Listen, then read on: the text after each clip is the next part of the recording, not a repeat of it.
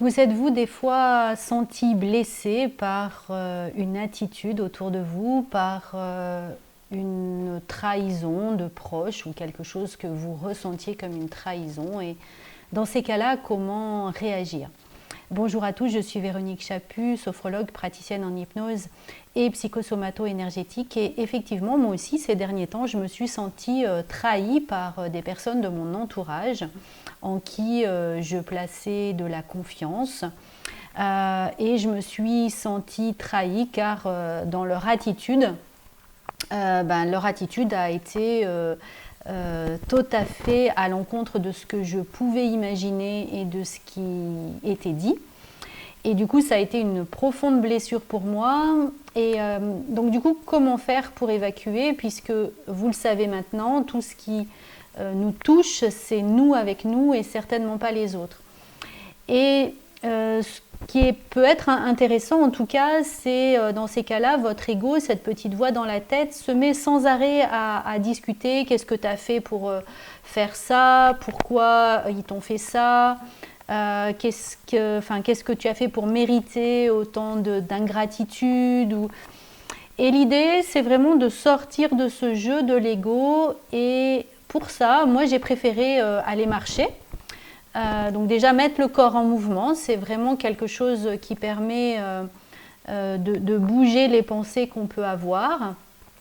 Dans un deuxième temps, c'est de commencer à écouter cette petite voix dans la tête et de commencer à la distancer. C'est-à-dire que votre ego, il va vous parler, mais votre ego, enfin le mien comme le vôtre d'ailleurs, il est capable de changer d'avis sans arrêt. C'est-à-dire qu'il va vous dire oui, t'es nul, t'as pas fait ci, t'as pas fait ça. Il peut vous dire, enfin en tout cas, il va vous saboter, vous mettre dans un état où vous n'avez plus confiance, où vous ne savez plus quoi faire, dans un état de doute où votre corps va se crisper, va se contracter. Et ce qui est très intéressant, c'est juste d'observer cette petite voix dans votre tête qui s'anime, et puis de voir que finalement, elle se répond à elle-même. Et de vous placer en observateur, c'est très intéressant parce que déjà, vous n'êtes plus... vous pouvez observer cette petite voix qui vous parle, ces pensées qui agissent, mais sans être meurtri par elle. Imaginez que cette petite voix, ce soit une amie. Vous n'aimeriez pas que cette petite voix, elle vous dise autant de méchanceté, autant de jugements, autant de choses illogiques en tout cas, et surtout qu'elle se permette de changer d'avis en une demi-heure. Elle vous aura bien fait souffrir et puis d'un coup, elle se dit « Ah ben non, mais cette personne-là, finalement, elle est formidable et tout ». Donc l'idée, c'est vraiment de prendre de la distance par rapport à cette petite voix intérieure. Donc observez-la. Et puis observez-la en disant « Mais est-ce que je suis obligée de l'écouter ?» Comme si c'était une amie. Ben non, vous n'êtes plus obligé de l'écouter. Donc vous pouvez lui demander tout simplement, prendre acte que là, c'est très intéressant ce qu'elle a à dire, mais que vous avez déjà choisi de faire quelque chose et vous n'êtes plus obligé de supporter son envahissement, comme on fermerait la porte à un ami.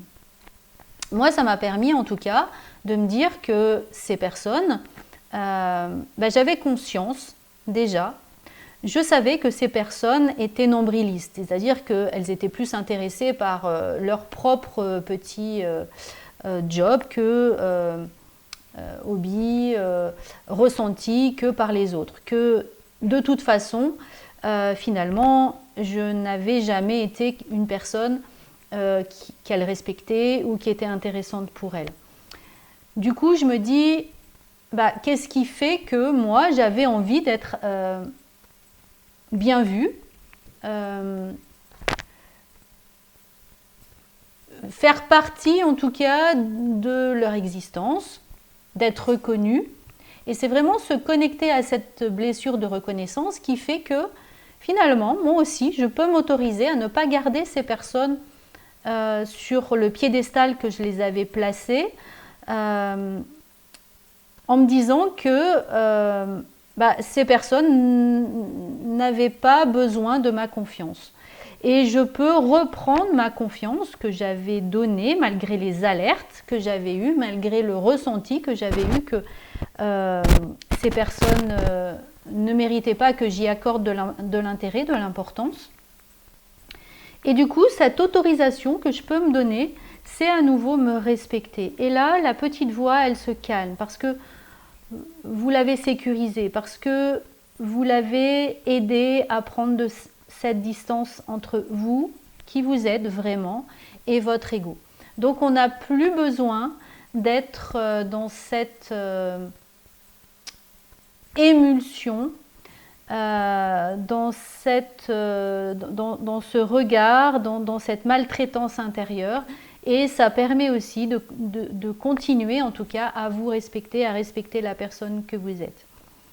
Donc, quand vous aurez une blessure, que ce soit une blessure de trahison, une blessure d'humiliation, ce sentiment d'être rejeté, vraiment, bougez votre corps.